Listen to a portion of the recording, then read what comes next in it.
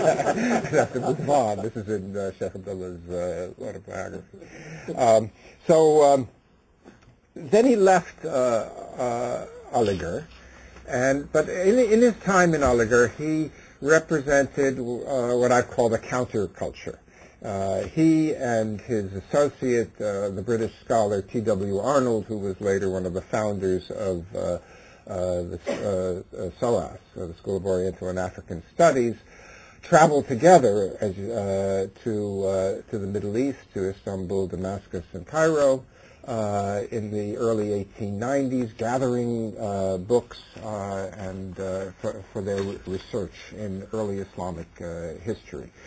Primarily history in the early years of Islam outside of India, though Shibli did write a book on Aurangzeb in Indian history, but that wasn't his primary interest. He was a historian who was concerned with telling the tale of the rise and fall of civilizations, and that kind of project is something that was very much concerned of the Aligarh movement, and he was very much a part of the Aligarh movement in that respect.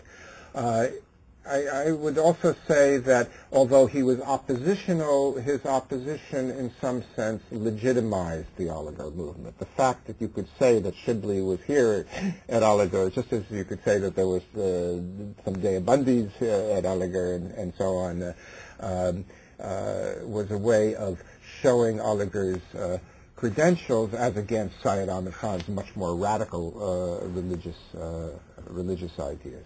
And a group of students clustered around Shibli, and such as Maulana Muhammad Ali and Zafar Ali and even the Ghulam al-Sakhlain, who was a Shia, those were sort of the intellectual students rather than the cricket-playing or football-playing students.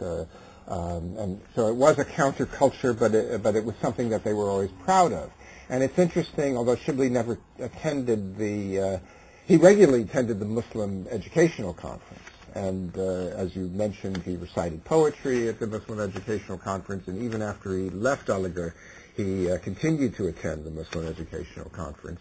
But he didn't attend the Muslim League, but he is always referred to in the Muslim League as there's a mention of Shibli in a very positive light as a product of Aligarh and an example of Aligarh. So in some sense, the movement of modernist and politically minded and somewhat pragmatic Muslims needed Shibli, needed to include him in their group to show that they were, in some sense, representatives of the religiously oriented Muslims, despite Syed Ahmad Khan's radical Islamic ideas. The issue is when we turn to his political thought,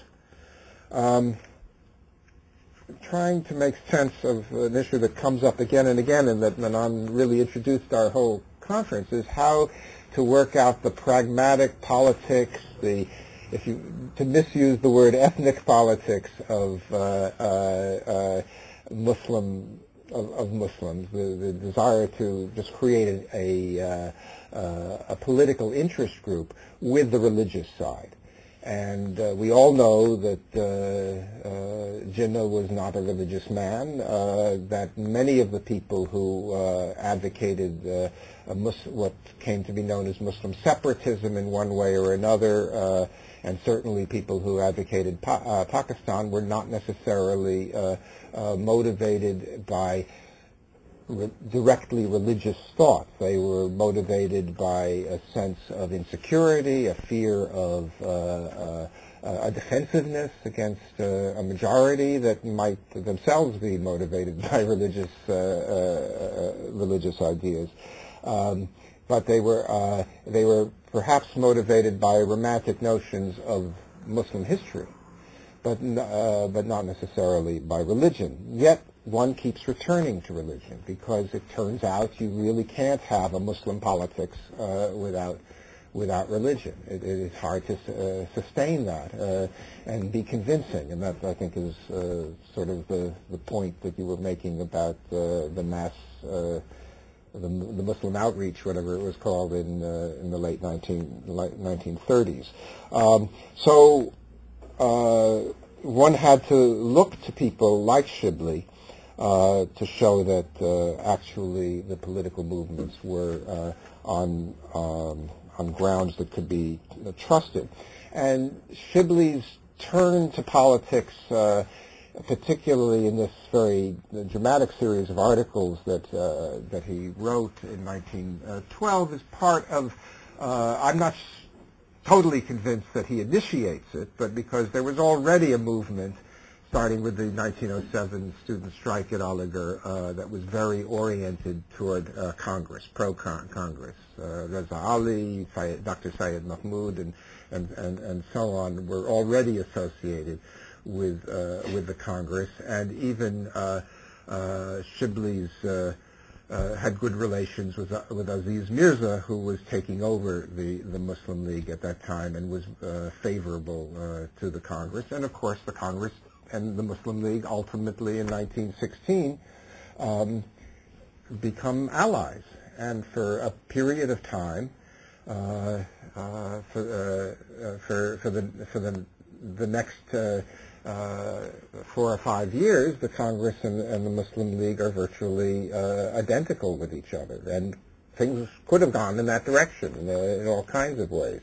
So the question is, what was the politics that Shibli really was advocating? And you mentioned in the paper, although it didn't come out in your presentation, that he was very concerned with the pan-Islamic movement.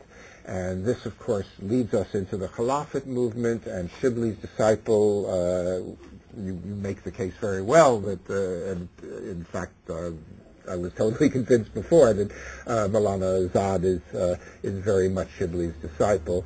One could also say perhaps that through T.W. Arnold there's a connection with Iqbal, and Iqbal was very aware of Shibli, and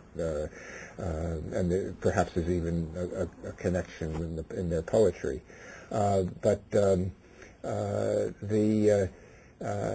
there was a movement which shared this notion of participation in the empire, representative government in the empire.